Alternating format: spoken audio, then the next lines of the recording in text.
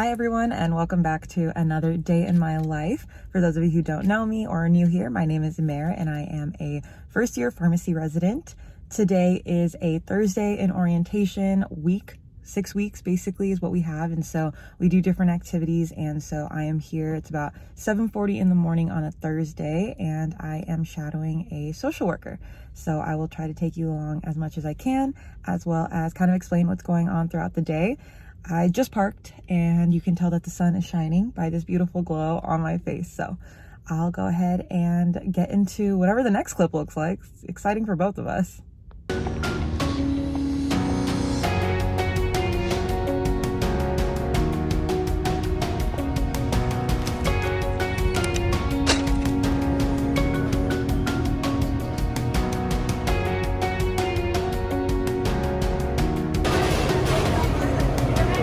Whatnot. That's gonna be great. That's very apropos.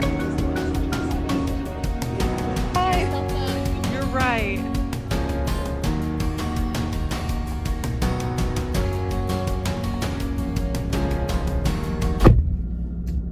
It's like a million degrees outside, but it's fine. I'm just fine. I'm gonna turn the air conditioning on so I don't cause harm to myself, although I have to admit this steering wheel is incredibly hot. And now I'm going to attempt to put on a seatbelt without, again, burning myself. Okay, not terrible.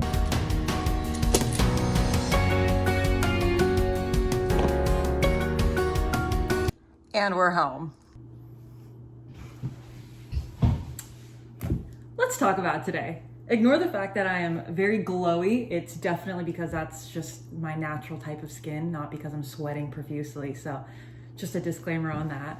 But yeah, recap for today. I started off by shadowing the social worker, which was awesome. If you want to hear a lot more in depth about that, definitely check out my podcast at Life on the Pharm. And then from there, we actually got to meet some of the sweetest patients I've ever had the opportunity of meeting. One of them was even walking around with their significant other and was handing out candy, which was really, really nice. And apparently does it with everyone whenever they come in for a cycle of their chemotherapy. So I thought that was really sweet, and having the opportunity to interact with them and be able to do that now that things are kind of improving and we're able to be on the patient floors and see how everyone is doing. From there, we ended up getting lunch. It was myself and another co-resident. We had the opportunity to shout out together, so that was really awesome. And then after picking up lunch, which you all will see, probably saw earlier in a clip, we headed over to do some EMR training, so that's the electronic medical record. We'll be staffing both on the weekends as well as 3 1-week staffing like throughout the day, so Monday through Friday from 12:30 to 9 p.m. in addition to our assigned rotation for that time period. So we talked about what that'll look like, what the workflow is, and we had a checklist for that. And then we wrapped up with a teaching certificate type of summary. So we talked about what our ground rounds presentations will be, what are the checkoffs we have to do for that, and then for our teaching certificate, making sure that we signed up for a clinical technician teaching seminar. And so I signed up to do a talk on toxicology as well as wilderness type of medicine, and so I'll go more into that. It's gonna happen at the very end of the year. It turns out it was in a chronological order, and so being at the bottom of the list, that's where my topic was.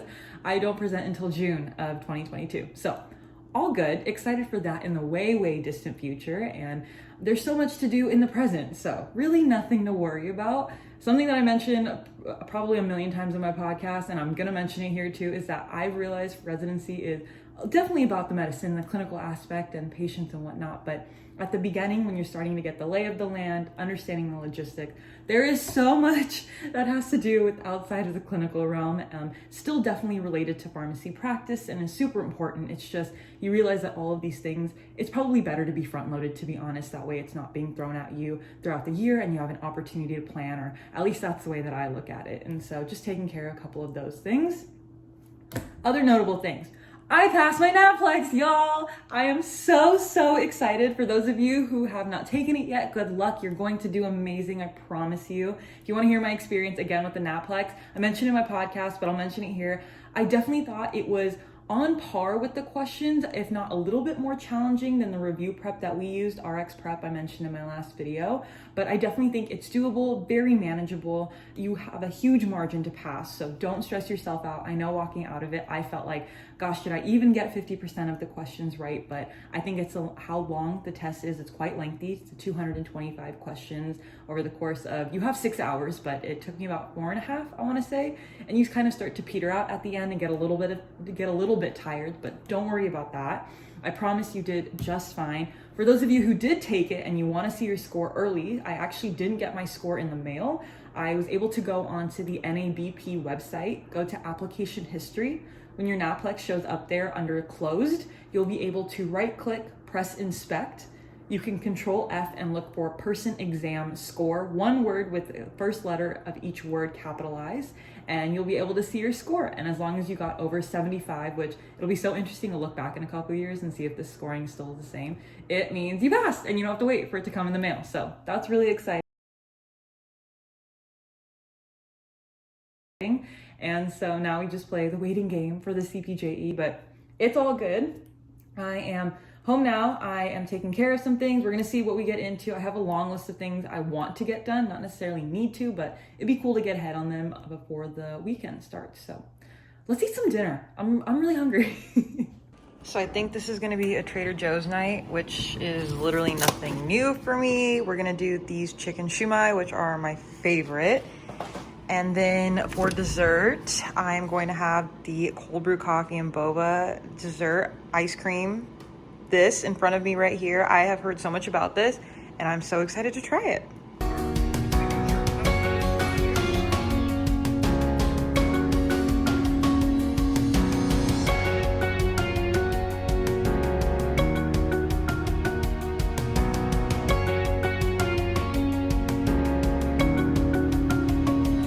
Okay, now on to the most important meal of my day, which is my after dinner dessert.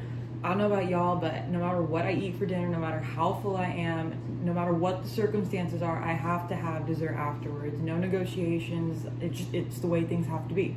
That just might be me though, but honestly, I don't think there's really another way of doing things, and I'm a pretty reasonable person, honestly. So when I saw at my Trader Joe's, they had the, what is it officially called? The cold brew coffee and boba coconut non-dairy frozen dessert.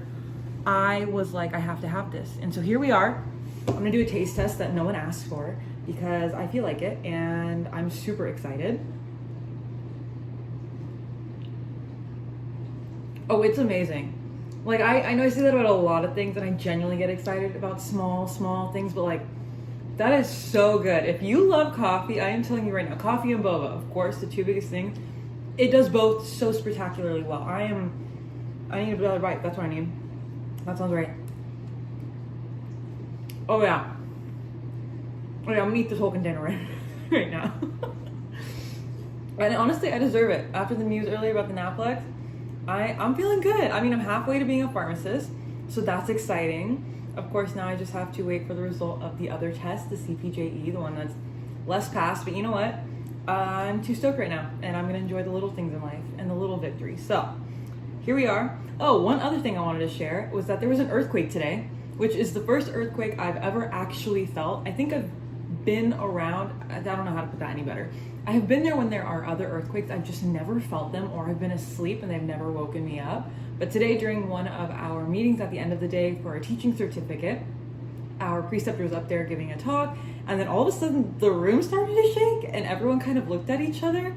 And it didn't last long enough to be like, oh, is this happening? Like, should we be more concerned? Because it ended pretty quick and nobody really did anything, but we all kind of acknowledged that it was an earthquake. And so that was kind of cool in a sense, kind of crazy. And our preceptor did not notice that it had happened because she was moving at the front. So that's kind of funny. But yeah, first earthquake at 25 years old. I'm pretty impressed. I'm pretty impressed that I even made it this far, especially living in Northern California and having been in San Francisco and Berkeley and whatnot. I definitely thought I would have felt it sooner, but you know what? That's okay. The less earthquakes there are, the better. And so I'm going to enjoy the rest of this, probably the entire thing. Probably not. I want to savor it, to be totally honest. And then I said I had big plans, and we'll get to that after I watch Love Island US tonight. Like, subscribe, and comment below at mayor.burke, at podcast. God. Thank you for being the best. Shout out. Oh my I don't know God. who she is, but she's got some good content.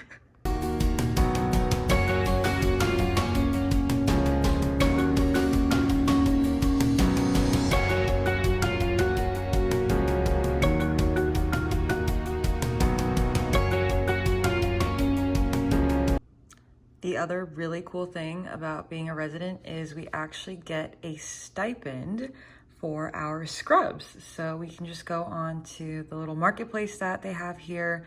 We get $210, it looks like, which is a pretty good amount. As you can see, they have women's, men's, unisex, scrubs for literally everybody, whatever type you're looking for. If you're looking for a straight leg, if you're looking for a jogger type, a taper fit, whatever your heart desires. And then they also have jackets and a vest.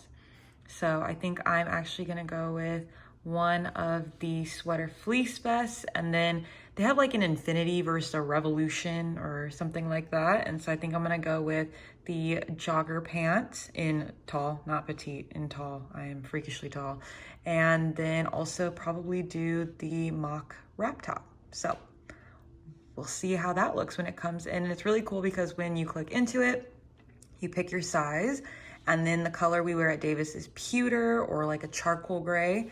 And then we also get it embroidered, and you can see what that looks like right there, which is so official. And I did the math already. So I think it's like 3 of these, 3 of the pants, and then a jacket, and that will do it.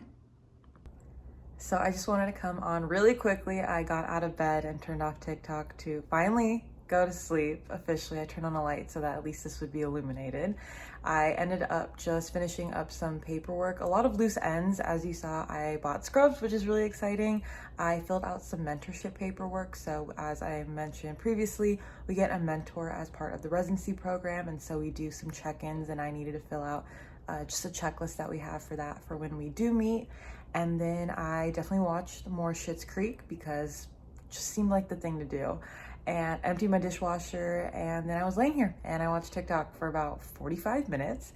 But honestly, one of my favorite ways to spend my time. So that is all for today. I wanted to say thank you all so much for watching today's video. And if you have the time, definitely go check out my others, and I'll talk to y'all soon. Bye.